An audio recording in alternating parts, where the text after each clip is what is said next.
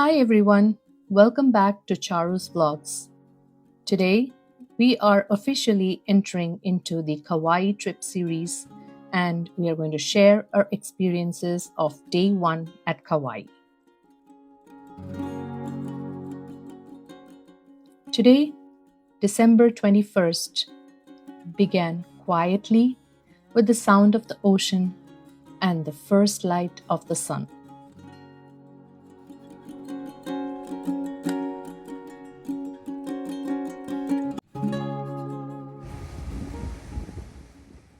As the sky shifted from deep blues to soft golds, waves rolled in steadily, and Daddy watched the sunrise peacefully.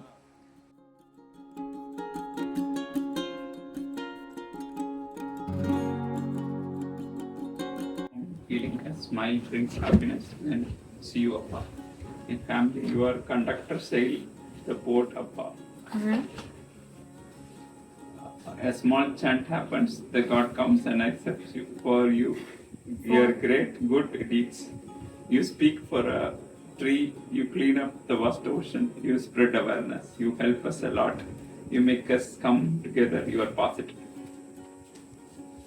Super. Haiku.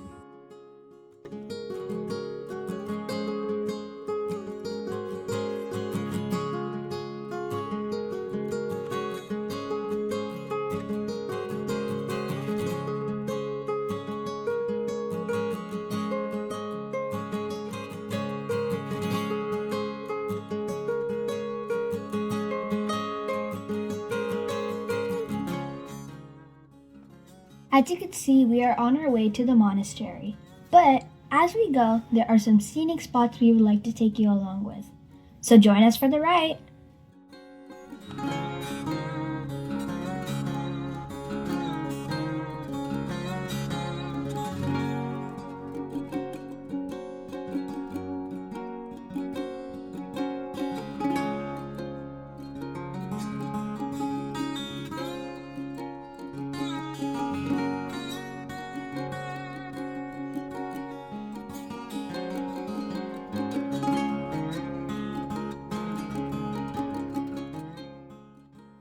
Now we are heading our first stop, Opika'a Falls. Opika'a Falls is a stunning 151-foot waterfall on Kauai's east side. Opika'a means rolling shrimp, meaning Opika'a Falls are the rolling shrimp falls because shrimp were once abundant, tumbling in the cascade.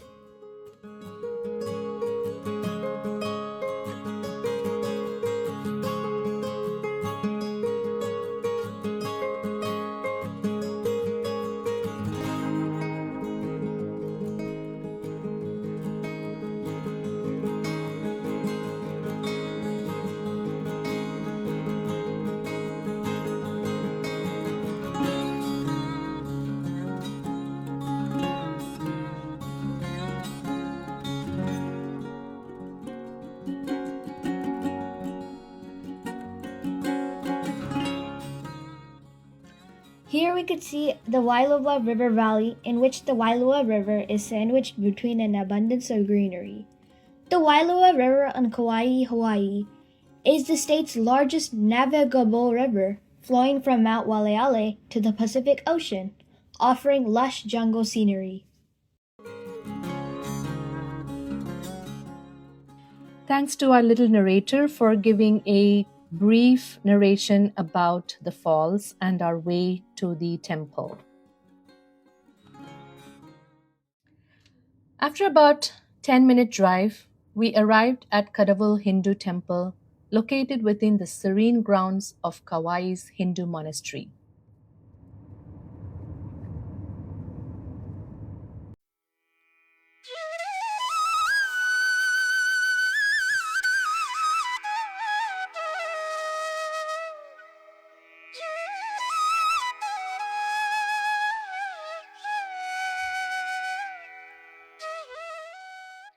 One important thing to know before visiting: entry to the temple is strictly by appointment only.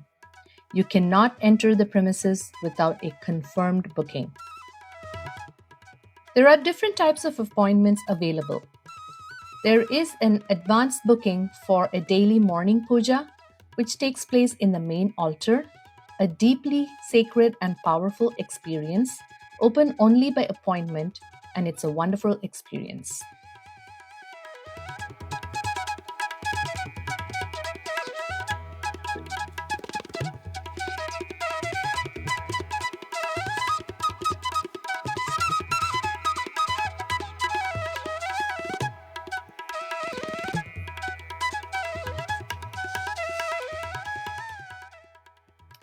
For those who prefer a quieter visit, there is a separate appointment option that allows you to walk the grounds and explore peacefully without attending the puja.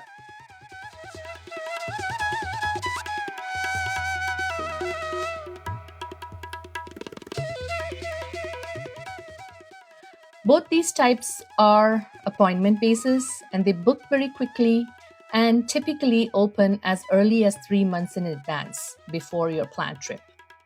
If experiencing the temple fully is important to you, make sure to book early. It's the only way to be a part of the space.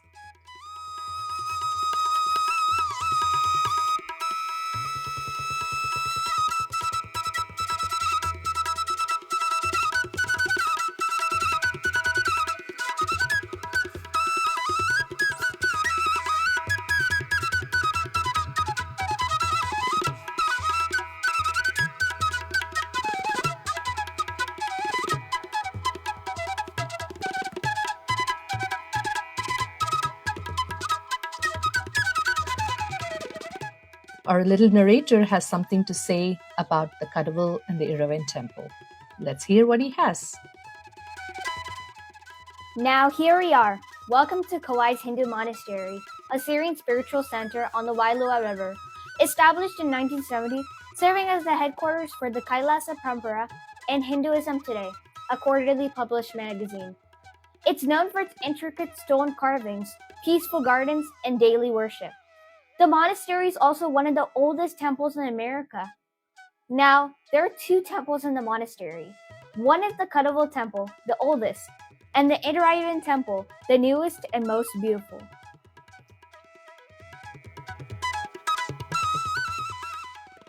Inside, the atmosphere felt calm, sacred, and grounding from the moment we arrived. We joined a walking guided tour that led us towards the magnificent Iravan Temple.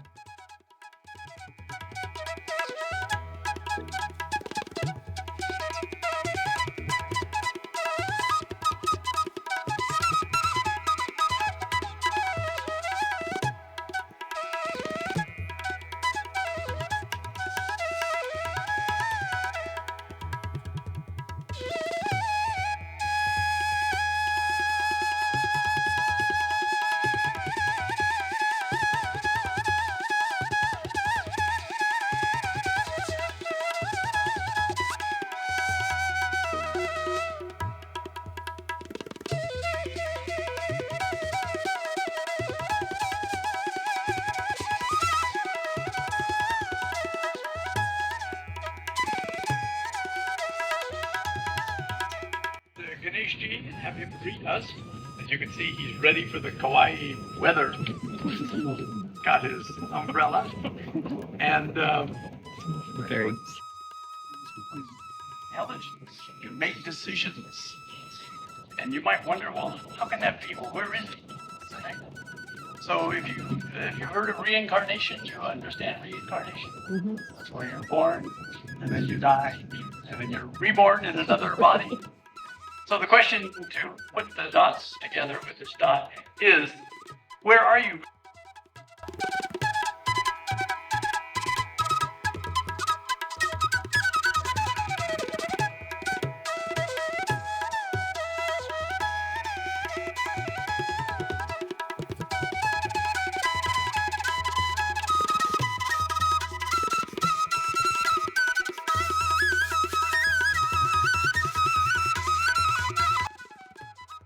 At all, and it tastes terrible, so it must be medicinal, right?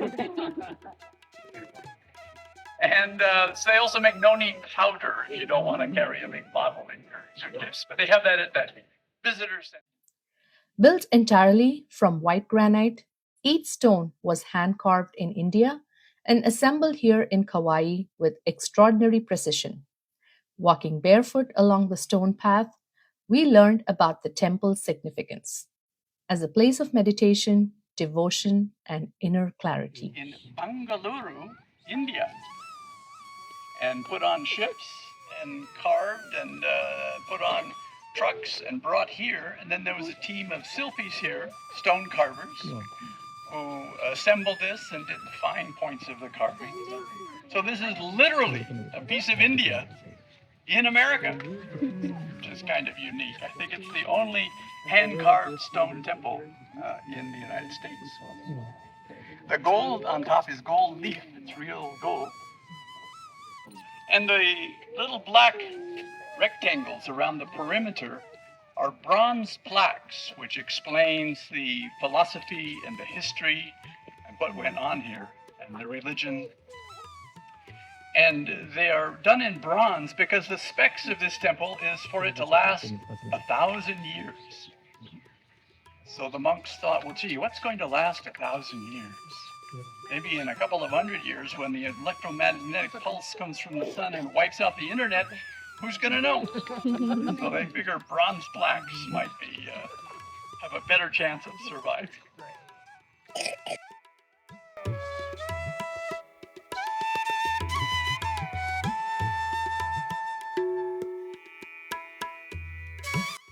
Once upon a time, the founder here had a vision, a very clear vision of a large white crystal. And he told the monks about it, and they said, oh, that's nice. And nobody knew anything more about it. The next day, a woman who was a psychic came to the monastery and said, you know, I had this dream last night of a large white crystal. So the founder here, Sivaya Subramanya Swami, said, well, you must be the one to go find it then. And they got her a plane ticket and said, go and find the crystal. So she used her powers and went to a crystal mine in the mountains of Arkansas. And she approached a little shop there they had and said, you know, I'm looking for a big white crystal. And the shopkeeper said, we don't have it, sorry. We have some little ones you could buy. And so she went back, and the next day she just thought, something's there. So she asked again. And the shopkeeper again said, no, it's not here.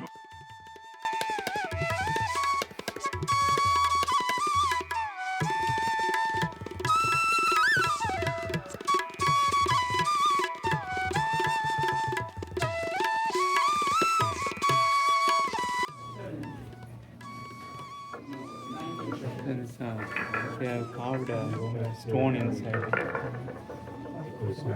There is a stone inside. They would have carved it that way.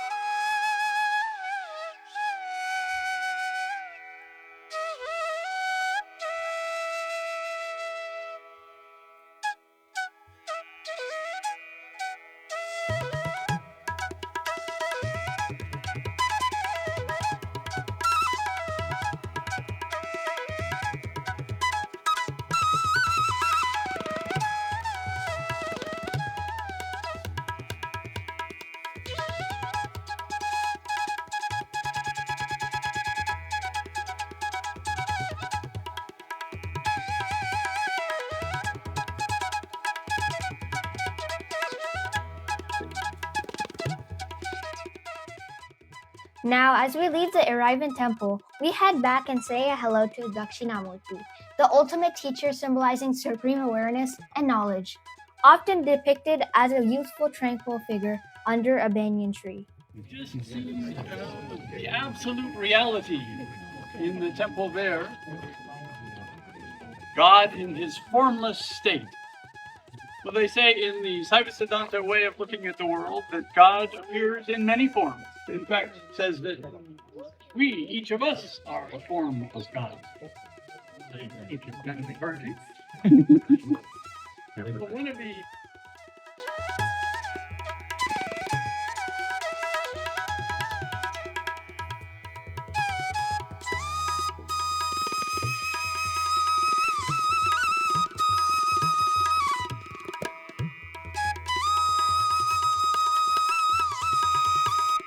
iron chisels so it wouldn't crack the stone. And because they were soft iron, they went dull about after half an hour. So one of the silpies, his job was just to sharpen the chisels. So he would heat them up, and then this one would resharpen them and give them back, and recycle them all day. Very intricate, long thing. For many years coming here, I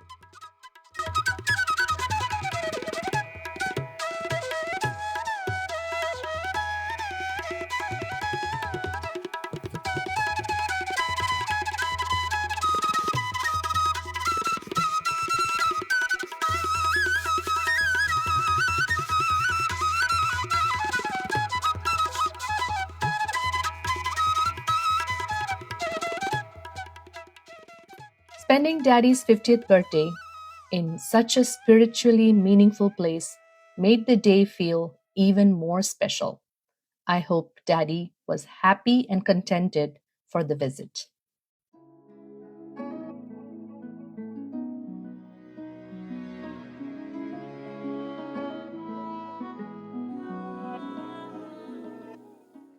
Before leaving, we stopped by the temple's gift shop, where we learned about the locally grown rudrakshas harvested right on the island. We purchased a few as keepsakes, each bead carrying spiritual significance and a connection to the land.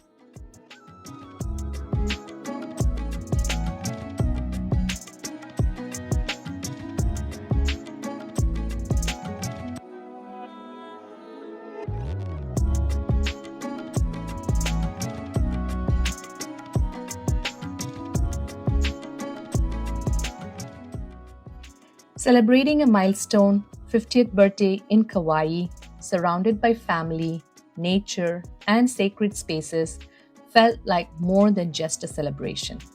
It was a moment of gratitude, reflection, and memories we'll carry with us forever.